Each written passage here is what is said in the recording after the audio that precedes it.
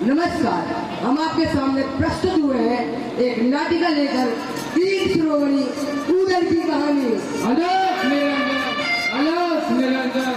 राजकुमारी विजय सेना राजमाता के आदेश अनुसार योगियों को दुर्ग दिखाने निकल पड़ी। वो उदल के साथ साथ चल रही थी। पूरा दुर्ग दिखाने के बाद वे दुर्ग की सुरंग के पास पहुंच गए।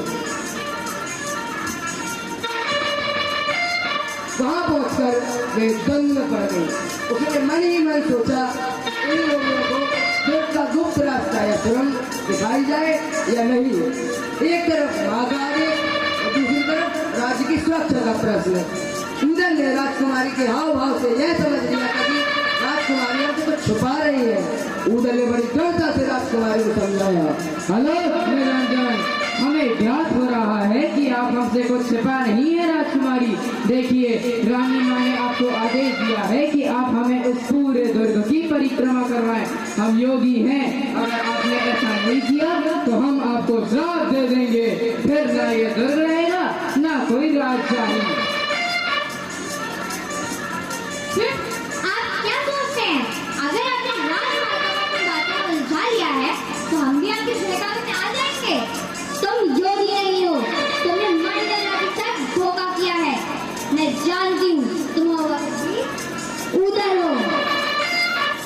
विजय सेना की बात सुनकर सबके पैरों तले जमीन खिसक गई। राजकुमारी ने उदल को पहचान लिया, मगर कैसे ये किसी को समझ नहीं आया।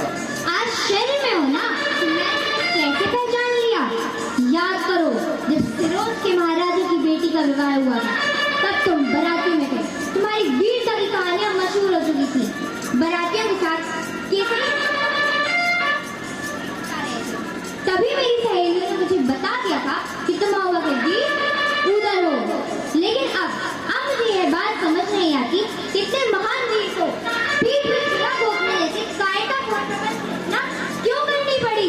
यह कहकर विजय सेना ने अपनी तलवार निकाली। फिर उदल ने बड़े शांत भाव से राजकुमारी को समझाया। राजकुमारी, कायर नहीं है हम। आपके पिता ने धोखे से हमारे पिता और चाचा की हत्या कर दी थी। वो बड़ी शूरवीरता थी। जब तक हम अपने पिता और चाचा की हत्या का प्रतिशोध नहीं ले लेते तब तक ना उनकी आत्मा को शांति मिलेगी ना हमारे कलेजे को ठंडक। आप चाहे तो अभी जाकर अपने पिता को हमारे बारे में बता सकती हैं। हम भागेंगे नहीं, लेकिन प्रतिशोध लेकर रहेंगे। उदल ने राजकुमारी को अपने पिता खगेलराज दंबे को बुलाने का जिक्र किया, लेकिन राजकुमारी स्वयं उदल के सम्मुख समर के लिए तत्पर हो चुकी थी। तभी उदल को धर्म युद्ध के नियम याद आ गए और दोनों ने तलवारें तान ली और युद्ध छिड़ गया। राजकुमारी एक कुशल योद्धा की तरह उदल पर वार करते रहे, लेकिन उदल अपने आप को बचाते रहे, क्योंकि उदल को अपनी माँ देवला का आदेश उनके दिमाग में गूंज रहा था कि स्त्री के ऊपर अस्त्र नहीं उठाने चाहिए। अचानक घटना ने सबको भौचक्का कर दिया था। आला और देवा अचंभित खड़े देख रहे थे। कुछ देर तक वार करने के बाद राजकुमारी थक हार कर बेहोश हो गई। तब सबने मिलकर राजकुमारी को हवा दी और पानी के छींटे मारे। जब राजकुमारी होश में आई तो उसका अभिमान पिघलकर पानी हो चुका था। वीर उदल, मैंने तुम्हारे बारे में जो कुछ भी सुना था, तुम मुझसे भी ज्यादा बहादुर और धर्मप्रिय हो। यह सत्य है कि मेरे पिता ने तुम्हारे पिता के साथ अधर्म युद्ध किया था, लेकिन तुम्हें धर्म युद्ध का भली भांति ज्ञान है। इसीलिए इस युद्ध में अब मैं तुम लोगों के साथ हूँ। अब मैं जो कहने जा रही हूँ उसे ध्यान से सुनो। यह जो दीवार दिख रही है, इसके पीछे एक सुरंग है जो यहाँ से बबूरी के वन में निकलती है। यह दुर्ग सब तरफ से इतना सुरक्षित है कि किसी और रास्ते से यहाँ प्रवेश कर पाना तुम लोगों के लिए शायद नामुमकिन हो।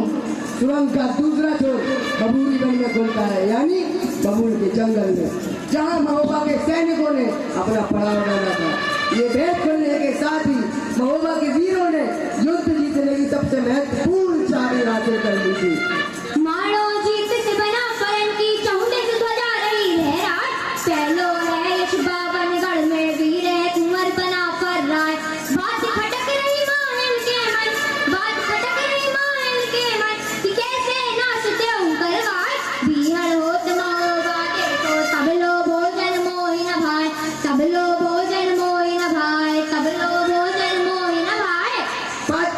परिचय। मैं सूत्रधार। मैं राजकुमारी विजय सेना। मैं उदल। मैं घेरा। मैं आला। धन्यवाद।